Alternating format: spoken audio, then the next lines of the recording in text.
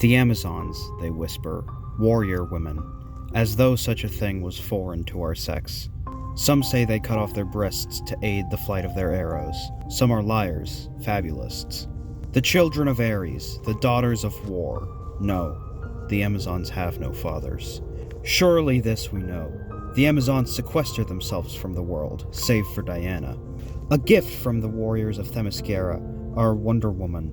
No, not that either. None of it. History, young one, is written by the victors. In the bitter battle between the Amazons and the gods of men, the Amazons lost. There is no objective version, neither this one nor that. But this is our story. The Amazons' Historia. And it begins with the goddesses. Recently, I read Wonder Woman Historia the Amazons by Kelly Sue DeConnick. This is a 3-part limited series going over an alternate origin for the Amazons. Now, I'm not the most educated on Wonder Woman. I've read some of the Greg Rucka stuff, and I like Diana and really appreciate her cultural importance, but she's not one of my favorites. But there's been this strange force, Shinigami from the Whole Shebang Discord server, telling me to read Historia, and oh my god, this might be one of my new favorites. Even though it's only 3 parts long, this book hits every single beat and exceeds on every level. It is one of the most well-delivered packages of a comic I have ever read. It is a beautiful and heavy tale of oppression, mythology, regret, and love.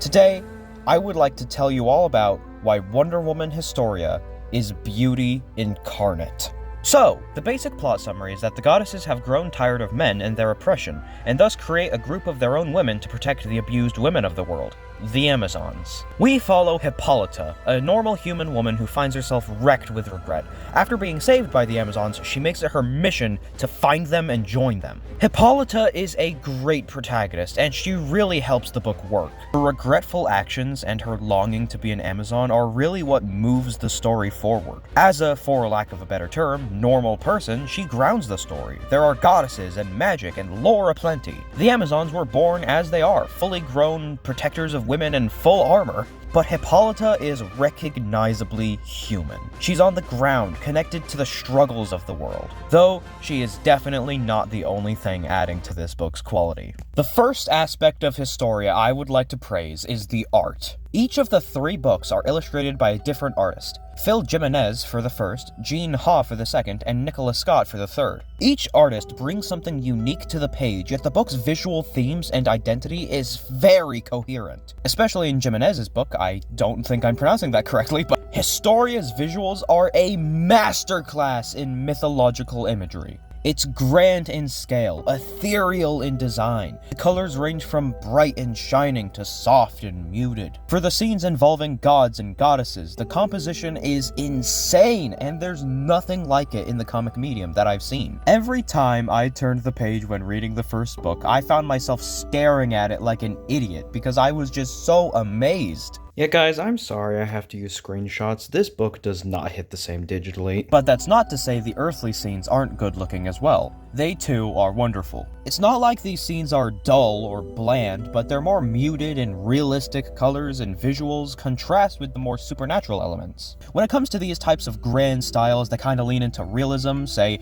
Alex Ross, they always demand more space on the page, but Historia doesn't waste any of that space. Every little detail matters. You can find birds across the book representing the goddesses, even seeing their outlines in the environment, making them feel like they're really just following you. Historia is built from the ground up to feel mythological, and that leads me into our next part. The mythology. Something I don't think I've ever talked about on this channel, surprisingly, is that I have an interest in mythology. I know most about Egyptian, but Greek is also an area of knowledge for me. And if you know anything about Greece in ancient times, it was a horrible time to be a woman. I mean, all of history has been, but especially then, you know? Greek mythology and ancient Greek culture is filled to the brim with misogyny and mistreatment of women. Historia is a brutal showcase of this oppression. For all of the past, present, and future, women have been hurt across the world for being born how they were. At times, this book is so earnest in its suffering that it hurts. Something I greatly appreciate about Historia and DeConnick's writing is that it doesn't play softball. So many stories I see try to cushion their meanings or statements out of a lack of confidence or a need to be respectful, but to make your point, you need to show the pain. This is partly a Greek tragedy, which doesn't refrain from being harsh to the reader. Wonder Woman's mythological lore is an ironic foundation for the character, and from what I know, is one of the most striking and impactful parts of her mythos. Wonder Woman stories, even ones she's not in herself, are about women standing up for themselves and saying screw you to the oppressors. And the lore being so tied to Greek mythology makes it all so much more powerful, because as much suffering is prevalent in this comic, so is hope and love. The Amazons aren't just brutal killers or whatever the hell Zack Snyder would have you think. They're also saviors to women in need, and they are deliverers of justice to evil men. There's a small portion of the book that highlights this. Yes, the Amazons have killed many men, but nobody actually takes the time to highlight how evil those men were. And nobody mentions all the slaves they set free and women they saved from death. Granted, this is not the canon origin for the Amazons, but from what I've heard, it is equally as good,